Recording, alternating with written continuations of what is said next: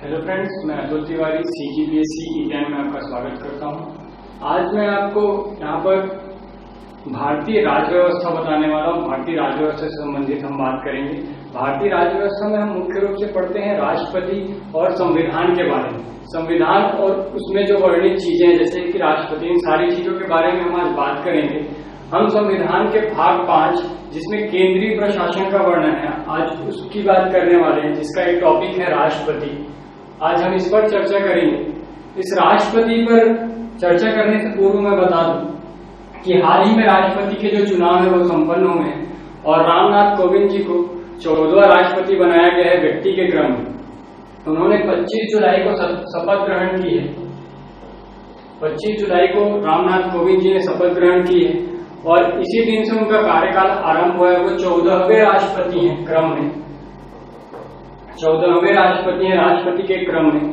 आज हम इस राष्ट्रपति से संबंधित सारी चीजें देखेंगे जो कि हमारे भारतीय संविधान के अनुच्छेद 52 से 62 तक वर्णित है, 52 से 62 तक इन अनुच्छेदों के बीच राष्ट्रपति का वर्णन किया गया है। आज हम इसी पर चर्चा करेंगे कि इन अनुच्छेदों में क्या बताया गया है, किस बारे में बात की गई है, कैसे इसका निर्वाचन होता है, निर्वाचन की पद्धति क्या है, कौन वोटिंग करता है, इसे पद से कैसे हटाया जा सकता है।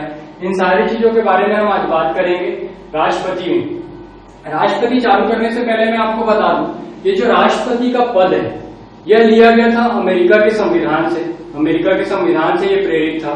हमने इसे अमेरिका के संविधान से लिया था। लेकिन जो भारत है वह संसदीय शासन व्यवस्था अपनाया था, जो कि ब्रिटेन की पहचान है।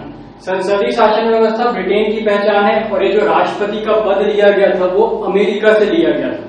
जैसा कि आपको पता होगा कि अमेरिका में राष्ट्रपति ही सर्वोच्च होता है और सारी शक्तियां उसके पास होती हैं।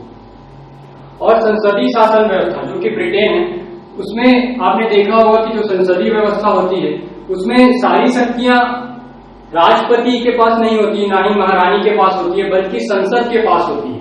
और हमने वहीं से संसदीय शासन प्रणाली को अपनाया था। यदि हम राष्ट्रपति को भी पावरफुल बना दें और संसद को भी पावरफुल बना देते हैं तो इन दोनों में टकराव उत्पन्न हो सकता है।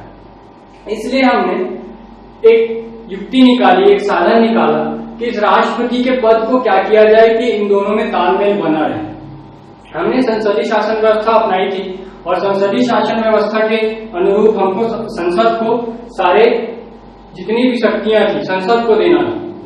तो हमने, और राष्ट्रपति भी महत्वपूर्ण था, इसलिए राष्ट्रपति को भी एक सम्माननीय पद देना था। तो हमने एक व्यवस्था अपनाई।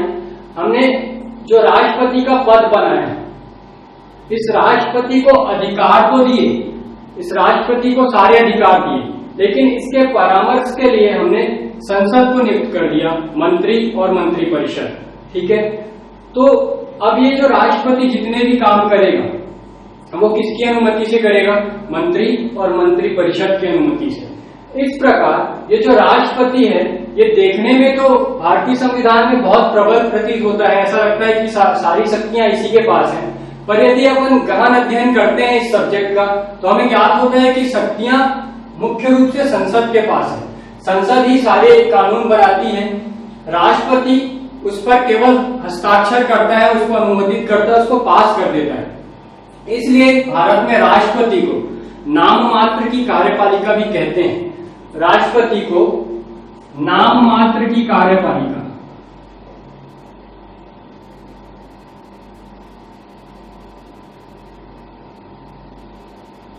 नाम मात्र की कार्यपालिका कहते हैं, या इसे नाम मात्र का प्रमुख, नाम मात्र का प्रमुख कहा जाता है। यह वास्तविक प्रमुख नहीं होता है, इसलिए इसे दो नाम दिए गए हैं। फिर भी जो भारत का राष्ट्रपति है वो हमारे संविधान का सर्वोच्च पद है और यह सबसे ऊपर होता है। इसलिए इस राष्ट्रपति को भारत का प्रथम नागरिक भी कहा जाता है। इसका रीजन यह भी है कि यह भारत के सभी नागरिकों का प्रतिनिधित्व करता है, इसलिए इसे भारत का प्रथम नागरिक कहा जाता है। यह तो इसकी पृष्ठभूमि हो गई। आगे हम बात करेंगे इनके अनुच्छेदों के बारे में, जो शुरू होता है अनुच्छेद 52 से। हम यहां से शुरू करने वाले हैं अनुच्छेद 52 से 62 तक। तो इसका पहला अनुच्छेद देखते हैं। अनुच्छेद 52 आर्टिकल, इसमें चर्चा की गई है राष्ट्रपति के पद की। यह बताया गया है कि भारत के संविधान में राष्ट्रपति का एक पद है और यह बताया गया कि भारत का एक राष्ट्रपति होगा। भारत का एक राष्ट्रपति होगा। भारत में केवल एक राष्ट्रपति हो सकता है, यही आर्टिकल में बताया गया है कि भारत में केवल एक राष्ट्रपति होगा, केवल इतना ही। दूसरा आर्टिकल है आर्टिकल 53। आर्टिकल 53 में चर्चा की गई है कि जो राष्ट्रपति होगा उसमें समस्त कार्यपालिका की शक्तियां निहित होंगी। कार्यपालिका की समस्त शक्तियां,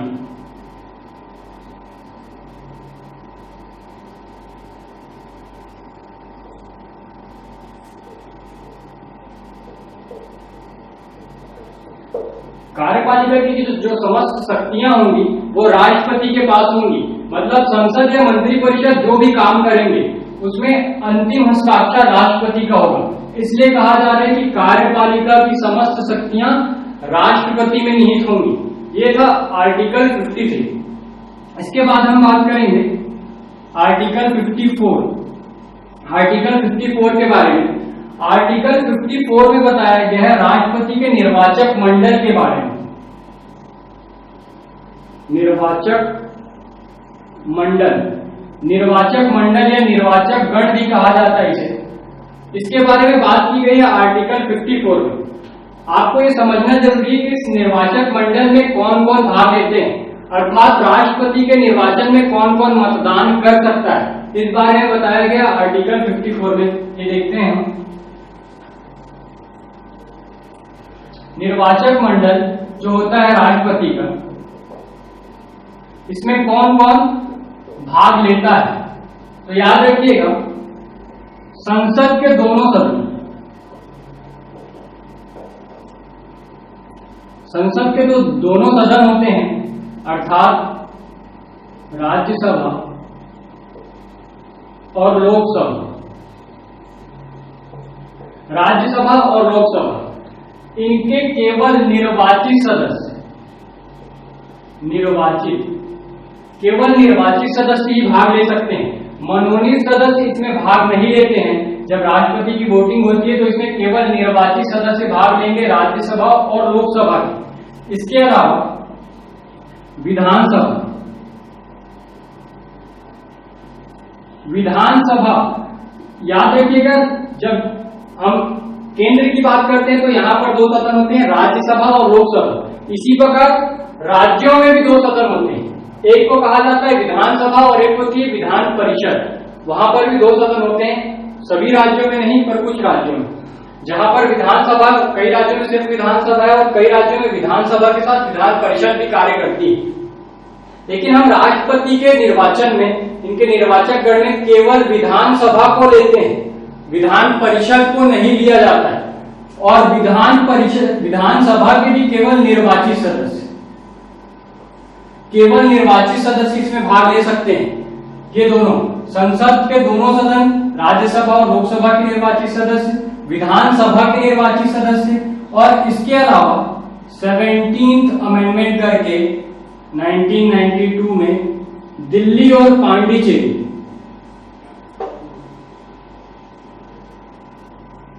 दिल्ली और पांडिचेरी जिसे वर्तमान में पुदुचेरी के नाम से भी जाना जाता है, इसे 17th अमेंडमेंट के द्वारा जोड़ा गया था। इससे पहले ये निर्वाचक मंडल में नहीं था, इसे बाद में इंक्लूड किया गया है। बाद में ये जुड़ा है, 17th अमेंडमेंट हुआ 1992 में, तब इसे जोड़ा गया निर्वाचक मंडल में। इस प्रकार ये तीनों, और इन दोनों के भी निर्वाचित सदस्य ही भाग लेंगे। सभी जो सदस्य होंगे वो केवल निर्वाचित होंगे, कोई भी मनोनीत सदस्य इसमें भाग नहीं ले सकता है, याद रखिएगा। तो राष्ट्रपति का जो निर्वाचक गण होगा या निर्वाचक मंडल होगा, उसमें संसद के दोनों सदनों मतलब राज्यसभा और लोकसभा के निर्वाचित सदस्य, विधानसभा के निर्वाचित सदस्य, और 17th अमेंडमेंट 1992 के बाद दिल्ली और पांडिचेरी के भी निर्वाचित सदस्य भाग ले सकते हैं। इस प्रकार ये जो मंडल है, ये निर्वाचक मंडल कहलाता है राष्ट्रपति के निर्वाचन से।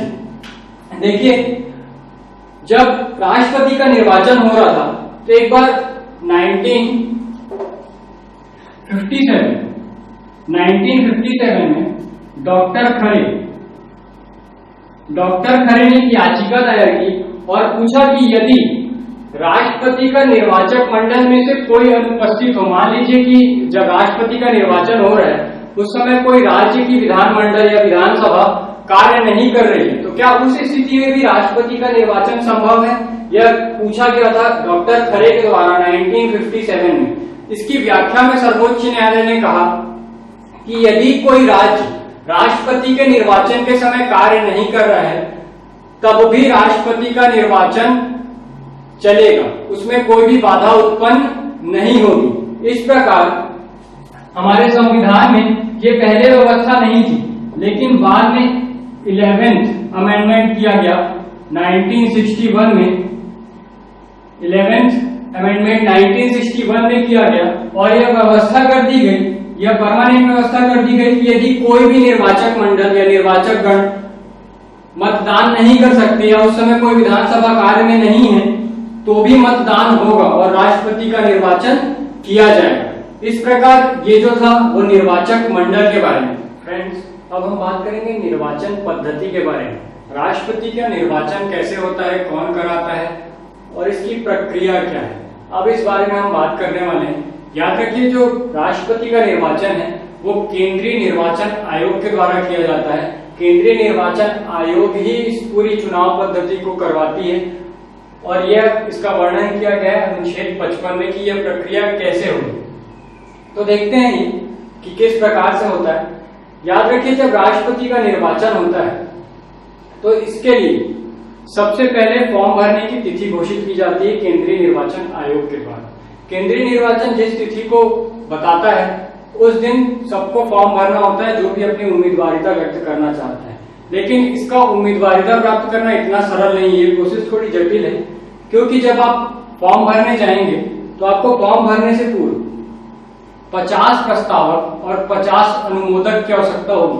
मतलब 50 ऐसे लोग चाहिए जो आपके नाम का प्रस्ताव करें और 50 ऐसे लोग चाहिए जो उसका समर्थन करें। मतलब 50 प्रस्तावकों की संख्या 50 होगी और अनुमोदकों की संख्या भी 50 होगी। 50 प्रस्तावक होंगे और 50 अनुमोदक होंगे जो आपके नाम का अनुमोदन करेंगे। इसके अलावा आपको 15,000 रुपए जमानत राशि के तौर पर रखनी होगी। 15,000 रुपए जमानत राशि रखनी होगी। आपको 50 प्रस्तावक चाहिए होंगे और 50 अनुमोदक चाहिए होंगे। प्रारंभ में यह व्यवस्था ऐसी नहीं थी, इसे 1997 में बदल दिया गया। जब प्रारंभ में राष्ट्रपति का चुनाव होता था तो केवल 10 अनुमोदक और 10 प्रस्तावकों की आवश्यकता होती थी। केवल 10 अनुमोदक और 10 प्रस्तावक। वर्तमान में ये 50-50 है। इसके अलावा ये जो पैसे दिए जाते हैं ये केवल 2500 रुपए थे। 2500 रुपए जमानत राशि थी और 10-10 प्रस्तावक और अनुमोदकों की संख्या थी। लेकिन 1997 में इसे बदल दिया गया। ऐसा इसलिए किया गया क्योंकि राष्ट्रपति एक गंभीर पद है, सबसे सम्माननीय पद है और इसमें जो चुनाव में रुचि कम रखते हैं और फिर भी आवेदन कर देते हैं, ऐसे लोगों को रोकने के लिए, जो चुनाव का मजाक बनाते हैं, उन्हें रोकने के लिए 1997 में यह व्यवस्था की गई कि यदि कोई उम्मीदवार राष्ट्रपति के चुनाव में खड़ा होना चाहता है तो उसे 50 प्रस्तावक और 50 अनुमोदक की आवश्यकता होगी और उसे 15,000 रुपए जमानत राशि आरबीआई के खाते में जमा करना पड़ेगा। आरबीआई के खाते में 15,000 रुपए जमा होते हैं। यदि कोई व्यक्ति चुनाव होने के पश्चात कुल मतों का 1/6 प्राप्त कर लेता है, यदि 1/6 मत वो प्राप्त कर लेता है तो उसे ये राशि वापस कर दी जाती है। यदि कोई व्यक्ति है जो चुनाव हार गया और फिर भी उसने 1/6 मत प्राप्त किया तो ये उसे वापस कर दी जाएगी। लेकिन यदि वो 1/6 मत प्राप्त करने में असमर्थ रहा तो यह जो राशि है 15,000 रुपए, यदि वो इसे नहीं पा सका तो ये 15,000 रुपए जब्त हो जाएगा, ये उसे वापस नहीं दिया जाएगा। ये व्यवस्था इसलिए की गई है क्योंकि इसमें ऐसे व्यक्ति भाग ना ले सकें जो चुनाव को मजाक समझते हैं। ठीक है, आगे देखते हैं कि जो राष्ट्रपति का निर्वाचन है वो गुप्त मतदान के द्वारा होता है। जैसा कि आप भी मत देते होंगे, तो आप जो मत देते हैं वो किसी को नहीं पता चलता कि वो किसको दिया गया है। तो इस प्रकार राष्ट्रपति का जो मत देते हैं, जो निर्वाचक मंडल होता है इसका, उसके भी मतों को नहीं बताया जाता कि किस व्यक्ति ने किसे मत डाला है। तो यही कहलाता है गुप्त मतदान। इसके बाद था अप्रत्यक्ष मतदान। जो राष्ट्रपति का निर्वाचन है वो अप्रत्यक्ष रूप से होता है, अप्रत्यक्ष मतदान होता है। ऐसा क्यों कहा जा रहा है, जबकि राष्ट्रपति तो सर्वोच्च पद है और जनता का प्रतिनिधि और पहला है ना, पहला नागरिक है भारत का। तो ये अप्रत्यक्ष मतदान क्यों? प्रारंभ में इसमें बहुत बहस हुई कि राष्ट्रपति का मतदान जो है वो अप्रत्यक्ष हो कि प्रत्यक्ष हो, और लास्ट में अप्रत्यक्ष मतदान को अपनाया गया। अप्रत्यक्ष मतदान से तात्पर्य है कि राष्ट्रपति के निर्वाचन में जनता सीधे वोट नहीं डालती, बल्कि जनता के जो प्रतिनिधि रहते हैं, जैसे कि हमने निर्वाचक मंडल में देखा, जो उसके निर्वाचक मंडल था वहां पर सांसद और विधायक ही केवल वोट कर रहे थे, जनता राष्ट्रपति को डायरेक्ट वोट नहीं डाल रही थी, इसलिए इसे अप्रत्यक्ष कहा गया। अप्रत्यक्ष मतदान का मतलब ही यही है कि जो जनता है वो डायरेक्ट किसी को वोट नहीं डालेगी, बल्कि उसके प्रतिनिधि इनको मत देंगे। ऐसी व्यवस्था क्यों की गई? यदि राष्ट्रपति को सीधे जनता द्वारा चुन लिया जाता और सांसद जो होते हैं वो भी सीधे जनता द्वारा चुने जाते हैं, इस प्रकार एक बड़ा वर्ग जो राष्ट्रपति को समर्थन दिया होता जनता का, और इधर सेम टाइम पर संसद में भी वही प्रतिनिधित्व देखने को मिलता, तो हो सकता है दोनों की शक्तियों में टकराव उत्पन्न हो जाता। राष्ट्रपति और संसद दोनों ही प्रभावशाली होते इक्वल रूप से, तो हो सकता है कि दोनों में टकराव उत्पन्न हो जाता। यह पहला कारण था कि अप्रत्यक्ष मतदान को अपनाया गया। इसका दूसरा कारण था कि राष्ट्रपति केवल एक व्यक्ति के लिए चुनाव था, और इसके लिए सभी पूरे भारत देश में सभी राज्यों में मतदान कराने पर अधिक व्यय होता, धन का अधिक व्यय होता और समय का भी व्यय होता। इसलिए प्रत्यक्ष मतदान को न अपनाकर अप्रत्यक्ष मतदान को अपनाया गया। इसके आगे देखते हैं अनुपातिक प्रतिनिधित्व। अनुपातिक प्रतिनिधित्व ये क्या होता है? जब राष्ट्रपति के बारे में लिखा जा रहा था संविधान में, तो संविधान सभा चाहती थी कि जो राष्ट्रपति है इसके मतदान में राज्यों का भी प्रतिनिधित्व हो, और ऐसा प्रतिनिधित्व हो जो कि केंद्र से समानांतर हो, दोनों एक ही जगह पर हो, दोनों एक दूसरे के समानांतर हो। तो यह प्रतिनिधित्व सुनिश्चित करने के लिए, इन दोनों को एक ही प्लेटफॉर्म पे लाने के लिए, चाहे वो केंद्र हो चाहे राज्य, दोनों का प्रतिनिधित्व सुनिश्चित करने के लिए हमने अनुपातिक प्रतिनिधित्व को अपनाया है। इसलिए राष्ट्रपति के चुनाव में मतों की गिनती नहीं की जाती है, बल्कि उसका मत मूल्य निकाला जाता है, मत मूल्य ज्ञात किया जाता है। मत मूल्य ज्ञात करने की प्रक्रिया मैंने यहाँ पर बताई है, संविधान में इसका उल्लेख किया गया है। यदि हम किसी विधायक का मत मूल्य काउंट करना चाहते हैं तो हमें उस राज्य की जनसंख्या, उस राज्य में जितनी जनसंख्या होगी उसे वहां की निर्वाचित सीटों की संख्या, वहां पर जितनी भी सीट निर्वाचित होंगी, जैसे कि यह निर्वाचित सीटों की संख्या छत्तीसगढ़ में 90 है, इस प्रकार यहाँ पर 90 और जितनी जनसंख्या है उसे यहाँ पर रखा जाएगा और इसे 1/1000 से गुणा किया जाएगा। उसके बाद जो रिजल्ट मिलेगा वो होगा एक विधायक का मत मूल्य।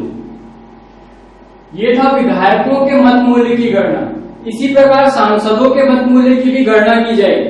मत मूल्य निकाला जाएगा कि एक सांसद कितने लोगों का प्रतिनिधित्व करता है, कितनी जनता का प्रतिनिधित्व करता है। इसके लिए सांसदों का मत मूल्य ज्ञात करने के लिए विधायकों के मत मूल्य को निर्वाचित सांसदों की संख्या, यहाँ पर राज्यसभा और लोकसभा दोनों के सांसदों की संख्या काउंट की जाएगी। केवल निर्वाचित, मनोनीत सांसदों की नहीं, केवल निर्वाचित सांसदों की संख्या काउंट की जाएगी और उसे विधायकों का मत मूल्य और विधायकों के मत मूल्य को भाग दे दिया जाएगा निर्वाचित सांसदों की संख्या से, जिससे हमें क्या मिल जाएगा? सांसदों का मत मूल्य।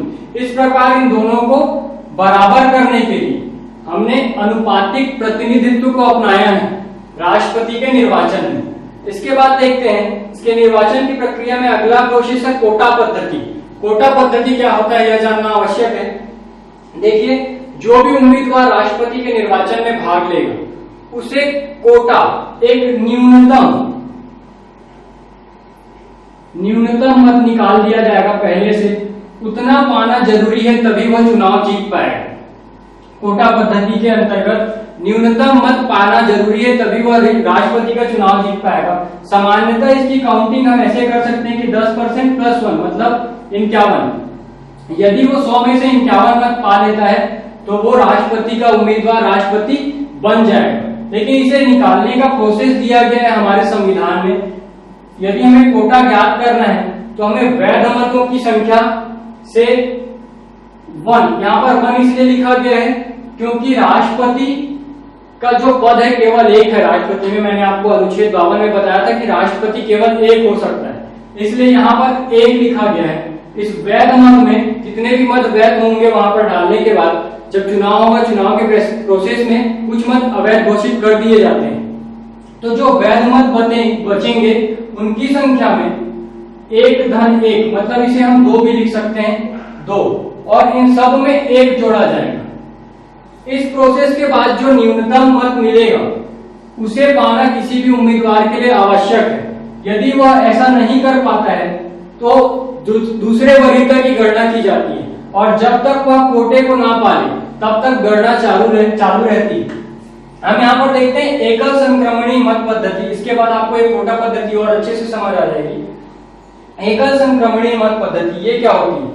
मान लीजिए किसी राष्ट्रपति चुनाव में 3 उम्मीदवार भाग ले रहे हैं। 3 उम्मीदवार भाग ले रहे हैं, जैसे A, B और C। ये 3 उम्मीदवार हैं जो राष्ट्रपति के निर्वाचन में भाग ले रहे हैं। यहां पर जैसे हम सांसदों या विधायकों के निर्वाचन में वोट डालते हैं कि हमें 4 बैलेट पेपर किसी एक नाम के व्यक्ति का बैलेट पेपर मिलता है और हम उस पर सील लगाते हैं और उसे अपना प्रतिनिधि चुन लेते हैं। यहाँ पर एक ही बैलेट पेपर में सभी के नाम अंकित होते हैं। सभी के नाम रहेंगे जितने भी उम्मीदवार राष्ट्रपति के चुनाव में खड़े हुए, और जो मतदान करने वाला होगा, जो उसका निर्वाचक मंडल होगा, वो किसी एक व्यक्ति को वोट नहीं डालेगा बल्कि उस व्यक्ति को वरीयता देगा। वरीयता मतलब क्रम। यदि मेरी पहली पसंद मान लीजिए B है तो मैं इसे पहला नंबर दूंगा, और मेरी दूसरी पसंद यदि C है तो मैं इसे दूसरा नंबर दूंगा और इसे तीसरा।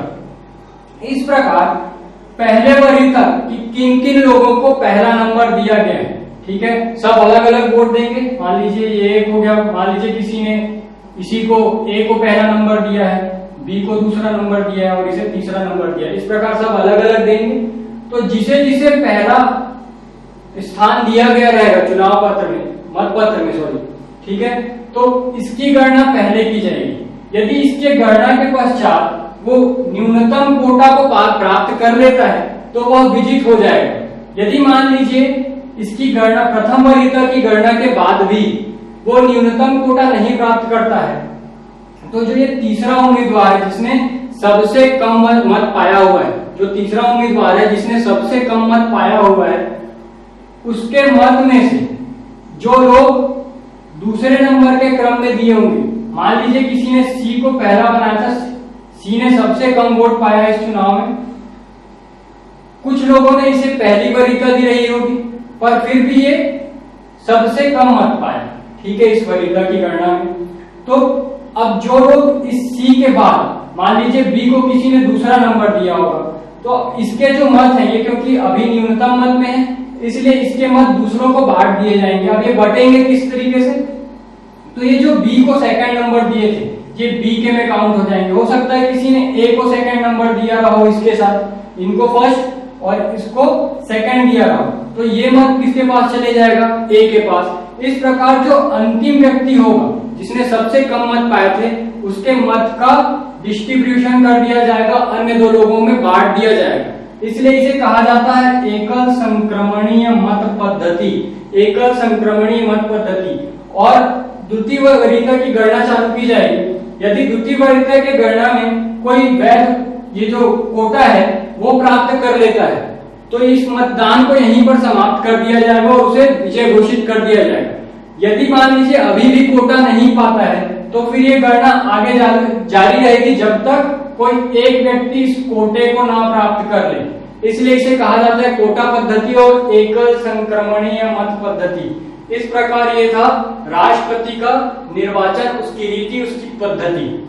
फ्रेंड्स, अब हम बात करेंगे राष्ट्रपति के अनुच्छेद 56। अनुच्छेद 56 में राष्ट्रपति का कार्यकाल बताया गया है कि राष्ट्रपति कितने समय के लिए निर्वाचित होता है। तो देखिए जो अनुच्छेद 56 है उसमें बताया गया है कि राष्ट्रपति का कार्यकाल 5 वर्षों का होगा। कोई भी राष्ट्रपति 5 वर्ष के लिए निर्वाचित होगा, लेकिन हो सकता है कि ये कार्यकाल जो उसका 5 वर्ष का होगा, यदि वो इसको पूर्ण कर लेता है तो इसके पूर्ण होने के 6 महीने पहले, 6 माह या इसके कार्यकाल पूर्ण होने के पहले, ठीक है, चुनाव कराना अनिवार्य। इसकी प्रोसेस 6 माह पहले शुरू हो जाती है, पर इसके कार्यकाल पूर्ण होने तक हम चुनाव करवा सकते हैं। निर्वाचन आयोग के द्वारा इसका चुनाव करवा दिया जाता है। कार्यकाल पूर्ण होने से पहले ही नए राष्ट्रपति का निर्वाचन कर लिया जाता है। जैसा कि आपने देखा होगा कि 25 जुलाई को कार्यकाल पूर्ण हो रहा था प्रणब मुखर्जी जी का, उससे पहले ही राष्ट्रपति का निर्वाचन कर लिया गया था। रामनाथ कोविंद जी निर्वाचित हो गए थे राष्ट्रपति के रूप में, जो कि कब हो गए थे? 20 जुलाई को। मतदान का जो रिजल्ट था वो 20 जुलाई को आया और 25 जुलाई को उन्होंने शपथ ले ली। इसी प्रकार पहले से ही नए राष्ट्रपति का निर्वाचन कर लिया जाता है। लेकिन हो सकता है कुछ अकस्मात स्थिति ऐसी हो जाए कि जब राष्ट्रपति का कार्यकाल 5 वर्ष का ना हो, अचानक बीच में खत्म हो जाए। तो ऐसी कौन कौन सी स्थिति होती है देख सकते हैं। हो सकता है कि राष्ट्रपति जो कार्यकाल में था उसकी अचानक मृत्यु हो जाए, या वो त्याग पत्र दे दे, या उस पर महाभियोग लग जाए। महाभियोग एक प्रक्रिया होती है जिसके द्वारा राष्ट्रपति को पद से हटाया जा सकता है। या हो सकता है चुनाव जो हुआ था उसको किसी कारण से अवैध घोषित कर दिया जाए, उसमें कुछ कमी रह गई हो और उसे अवैध घोषित कर दिया जाए। इस प्रकार इन 4 तरीकों से 5 वर्ष से पहले भी राष्ट्रपति का कार्यकाल समाप्त हो सकता है। यदि किसी राष्ट्रपति की मृत्यु हो जाती है, मान लीजिए कोई राष्ट्रपति अपने कार्यकाल के दौरान मृत हो जाता है, तो तत्काल प्रभाव से, चूंकि राष्ट्रपति का जो भी पद है वो कभी भी खाली नहीं रह सकता, इसलिए इसके स्थान पर, राष्ट्रपति के स्थान पर उपराष्ट्रपति को नियुक्त किया जाता है राष्ट्रपति के रूप में, और उसे राष्ट्रपति बना दिया जाता है। यदि मान लीजिए उस समय उपराष्ट्रपति अनुपस्थित है तो मुख्य न्यायाधीश, जो कि सर्वोच्च न्यायालय का मुख्य न्यायाधीश होगा, उसे राष्ट्रपति बनाया जाता है। इसमें दूसरा तरीका होता है त्याग पत्र। यह भी एक कंडीशन है, यदि कोई राष्ट्रपति अपना त्याग पत्र दे दे तो भी यह पद रिक्त हो जाएगा 5 वर्ष से पूर्व। राष्ट्रपति जो है वह अपना त्याग पत्र उपराष्ट्रपति को देता है और उपराष्ट्रपति इसकी सूचना देता है लोकसभा अध्यक्ष को। ठीक है, राष्ट्रपति अपना त्याग पत्र उपराष्ट्रपति को देगा और उपराष्ट्रपति इसकी सूचना देगा लोकसभा के अध्यक्ष को। ये दूसरी कंडीशन हो सकती है कि वो अपना त्याग पत्र दे दे। तीसरा है महाभियोग। राष्ट्रपति को यदि वह संविधान का अतिक्रमण करता है, वह संविधान का उल्लंघन करता है, तो उसके खिलाफ महाभियोग, उसको पद से हटाने के लिए महाभियोग की प्रक्रिया अपनाई जाती है। इसका वर्णन किया गया है आर्टिकल 61 में, अनुच्छेद 61 जो हम अभी आगे देखने वाले हैं। इसमें राष्ट्रपति के महाभियोग का वर्णन किया गया है कि किस प्रक्रिया द्वारा यह महाभियोग लाया जा सकता है, उसकी प्रोसेस क्या होगी, हम आगे चर्चा करेंगे। तीसरी कंडीशन हो सकती है चुनाव का अवैध घोषित हो जाना। ठीक है, किसी भी, या तो हो सकता है कि वो उम्मीदवार जो आर्यताएं है राष्ट्रपति बनने की उसमें कुछ कमी हो, या किसी भी कंडीशन पे यदि चुनाव रद्द हो जाता है, ठीक है, या कोई विवाद उत्पन्न होता है और सर्वोच्च न्यायालय उसको, याद रखिएगा कि जो यदि राष्ट्रपति के निर्वाचन में कोई भी विवाद उत्पन्न होता है तो इसका निपटारा केवल सर्वोच्च न्यायालय ही कर सकता है। तो यदि मान लीजिए जो चुनाव हुआ उसे सर्वोच्च न्यायालय ने अवैध घोषित कर दिया, तो जो राष्ट्रपति जितने समय के लिए कार्य किया रहा होगा और उस बीच में वो जो भी कार्य किया रहेगा वो अवैध नहीं होंगे। ठीक है, राष्ट्रपति के पद पर रहते हुए उसने जो भी कार्य किए होंगे वह अवैध घोषित नहीं होंगे। लेकिन राष्ट्रपति के आगे का कार्यकाल शून्य कर दिया जाएगा और फिर से मतदान होंगे, और तब तक के लिए कार्यवाहक राष्ट्रपति की भूमिका निभाएगा उपराष्ट्रपति, और उपराष्ट्रपति नहीं होगा तो मुख्य न्यायाधीश। इस प्रकार इस तरीके से उसका कार्यकाल होगा 5 वर्ष का। यदि किसी कंडीशन में उसका पद अचानक से खत्म हो जाता है या बीच में उसकी मृत्यु हो जाती है त्यागपत्र द्वारा या फिर महाभियोग के द्वारा किसी भी तरीके से रिक्त हो जाता है उसका पद, तो उस कंडीशन में 6 माह के भीतर राष्ट्रपति का निर्वाचन आवश्यक है। अधिकतम 6 माह के भीतर इसे राष्ट्रपति का चुनाव कराना आवश्यक होगा और जो नया राष्ट्रपति बनेगा वो अगले 5 वर्ष के लिए नियुक्त होगा, बचे हुए कार्यकाल के लिए नहीं, अगले 5 वर्ष के लिए नियुक्त किया जाएगा नया राष्ट्रपति। इस प्रकार ये है राष्ट्रपति का कार्यकाल। इसके बाद हम चर्चा करते हैं अनुच्छेद 57 के बारे में, 57, जिसमें ये बताया गया है संविधान के कि कितनी बार कोई व्यक्ति राष्ट्रपति बन सकता है। तो याद रखिए कि भारतीय संविधान में इसका कोई उल्लेख नहीं है कि वह कितनी बार बन सकता है, यह असीमित है।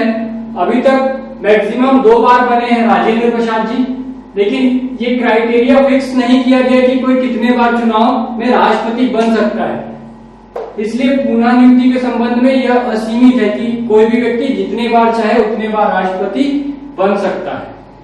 फ्रेंड्स, अब हम बात करेंगे राष्ट्रपति की योग्यता के बारे में, जो कि अनुच्छेद 58 में वर्णित है कि राष्ट्रपति बनने के लिए क्या क्या योग्यता होना आवश्यक है। जो भी उम्मीदवार होंगे उन्हें किन योग्यताओं को अपनाना होगा कि वो राष्ट्रपति पद के लिए चुनाव लड़ सकते हैं। तो याद रखिएगा कि उसकी योग्यता में शामिल किया जाता है कि सबसे पहली शर्त यह है आपके राष्ट्रपति बनने के लिए आपको भारत का नागरिक होना आवश्यक है। भारत का नागरिक होना आवश्यक है, लेकिन यह आवश्यक नहीं है कि आप जन्म से भारत के नागरिक हो। अमेरिका के संविधान में यह आवश्यक है कि आप भारत यदि राष्ट्रपति का चुनाव लड़ना चाहें तो आपको जन्म से वहां का नागरिक होना आवश्यक होगा, लेकिन भारतीय संविधान में ऐसा वर्णित नहीं है कि वहां पे जन्म से नागरिक होना आवश्यक है। आप कभी भी नागरिकता ग्रहण करें, लेकिन आपको भारत का नागरिक होना आवश्यक है। भारत का नागरिक होना इसकी पहली शर्त है। इसमें कहा गया है कि जो भी उम्मीदवार है वो कम से कम 35 वर्ष की आयु पूर्ण कर चुका हो, तब वह राष्ट्रपति के पद के लिए आहार्य होगा, योग्य होगा। भारत का नागरिक हो, 35 वर्ष की आयु पूर्ण कर चुका हो। इसकी तीसरी शर्त है कि वह लाभ के पद पर न हो। किसी भी केंद्र, राज्य या स्थानीय प्राधिकरण या नगरीय निकाय के अंतर्गत आने वाले जितने भी अधिकारी होते हैं उन्हें लाभ के पद के अंतर्गत रखा जाता है। याद रखिएगा, राष्ट्रपति, उपराष्ट्रपति, जितने भी मंत्री होते हैं इन्हें लाभ के पद के अंतर्गत नहीं रखा जाता है। लाभ का पद केवल केंद्र सरकार, राज्य सरकार और स्थानीय जो नगरीय निकाय होंगे उन सबके अंतर्गत आने वाले जो अधिकारी होंगे उन्हें लाभ का पद कहा जाता है। इसलिए राष्ट्रपति के लिए जो चुनाव लड़ना चाहता है वो लाभ के पद पर नहीं रह सकता।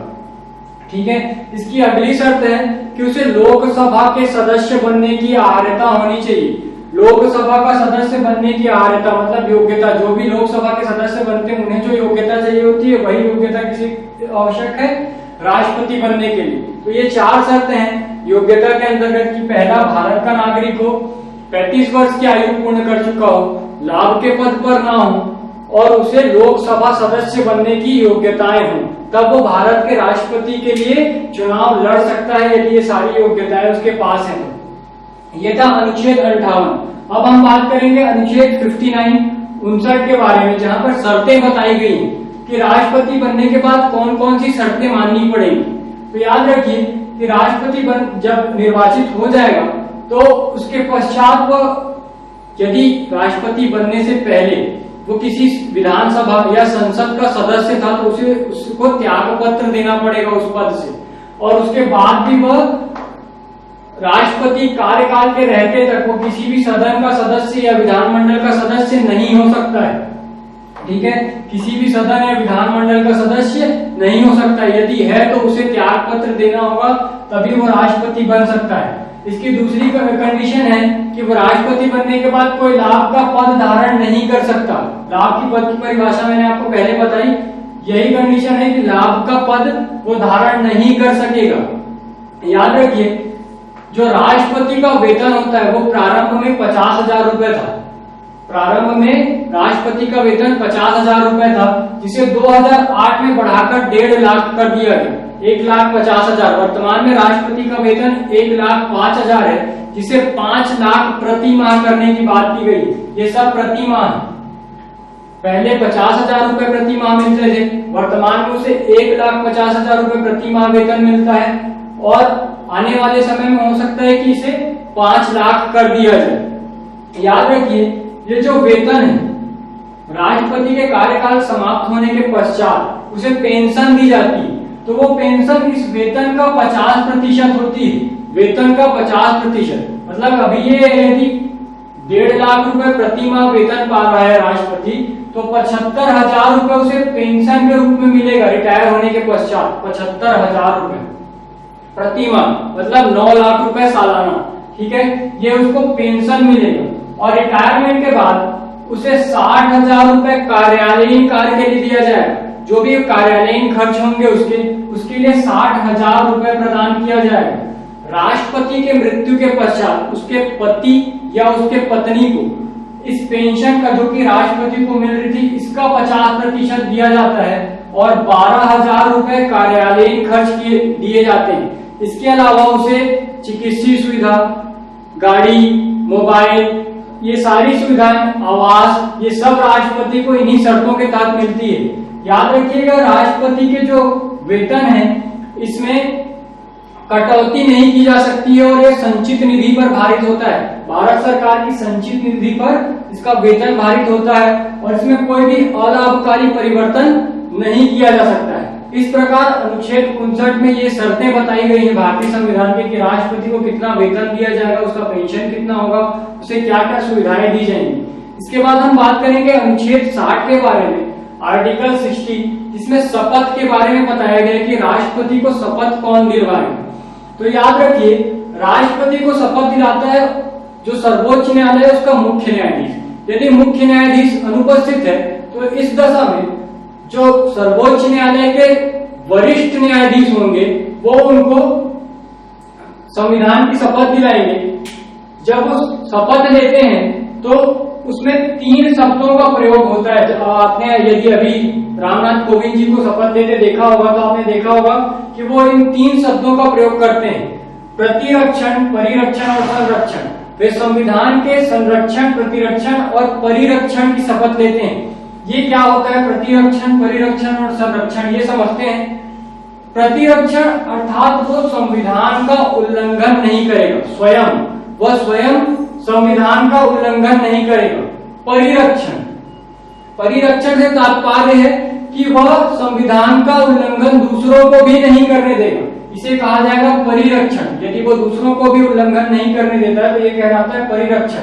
और तीसरी चीज है संरक्षण, वह संविधान को सही तरीके से लागू करवाएगा, इसे कहा जाएगा संरक्षण, अर्थात वो संविधान को संरक्षण प्रदान करेगा। इस प्रकार वो संविधान के प्रतिरक्षण, परिरक्षण और संरक्षण की शपथ लेता है और यह शपथ उसको मुख्य न्यायाधीश, सर्वोच्च न्यायालय के मुख्य न्यायाधीश के द्वारा दिलाई जाती है और उसकी अनुपस्थिति में जो वरिष्ठतम न्यायाधीश होगा वह राष्ट्रपति को शपथ दिलाएगा। फ्रेंड्स, अब हम बात करेंगे राष्ट्रपति के महाभियोग की प्रक्रिया के बारे में, जो कि अनुच्छेद 61 में वर्णित है। यदि राष्ट्रपति को पद से मुक्त करना हो तो इस स्थिति में उसके खिलाफ महाभियोग लाया जाता है। यह महाभियोग केवल एक ही दशा में लाया जा सकता है, जब राष्ट्रपति संविधान का अतिक्रमण करे। संविधान के अतिक्रमण का आरोप लगाकर ही राष्ट्रपति पर महाभियोग लगाया जा सकता है। यह राष्ट्रपति को पद से हटाने की प्रक्रिया है जो कि अमेरिका के संविधान से ली गई। राष्ट्रपति को पद से हटाने की प्रक्रिया जो कि अमेरिका के संविधान से प्रेरित है। याद रखिए, राष्ट्रपति का जो महाभियोग है वो संसद के किसी भी सदन में लाया जा सकता है, चाहे वो राज्यसभा हो चाहे लोकसभा, किसी भी सदन में लाया जा सकता है।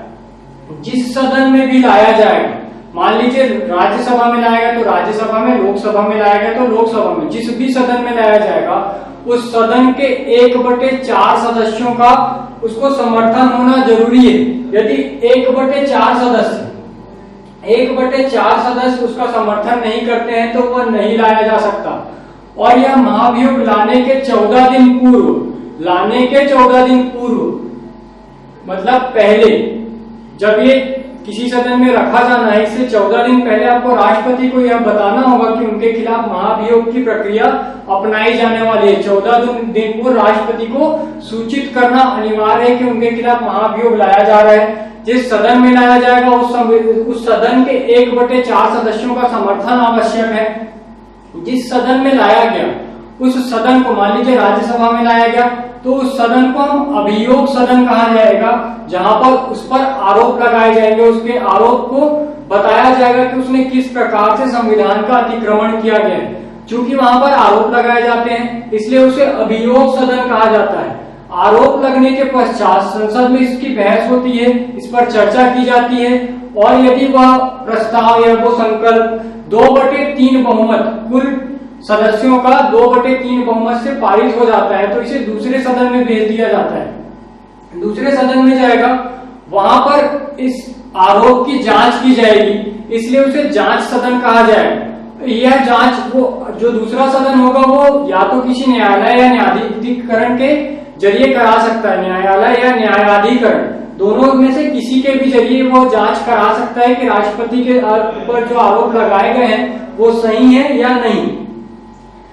जब यह जांच हो जाती है उसके पश्चात राष्ट्रपति को अपने पक्ष रखने का एक मौका दिया जाता है। यह पक्ष राष्ट्रपति स्वयं या अपने प्रतिनिधि के द्वारा रख सकता है।